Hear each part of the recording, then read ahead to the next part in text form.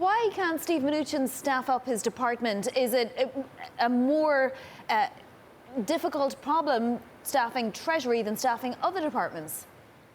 The problem that Mnuchin is seeing is something that we're seeing across agencies in this administration, but Mnuchin specifically is having trouble getting his top list, his wish list, through the White House. And does he have plenty of candidates to choose from? Do we know if there are people applying for jobs at Treasury?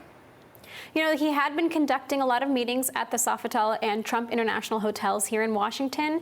He has Jim Donovan from Goldman, who he would like, people have said, to be his deputy secretary. He has David Malpass as his choice for Undersecretary of International Affairs, and possibly Justin Muzinich from Morgan Stanley years ago, who may be Undersecretary of Domestic Finance. So he does have people in mind. He's just struggling to get the White House's approval so that he can get those nominations out there.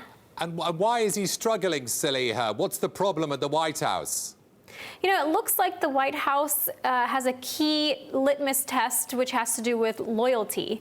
One candidate for general counsel, we heard that he has come up with some difficulty getting through the White House because of some of the tweets that he has sent out that maybe the president doesn't see as favorable to the administration. There's also just partisan decisions to make there. Craig Phillips, who has joined Treasury for the last couple of weeks, may be taking a counselor role, but previously he was reported to have left BlackRock in preparation for a Hillary Clinton administration. All right, he's heading to a G20 summit, and he's not going to have his top international official. That's a bit embarrassing, isn't it?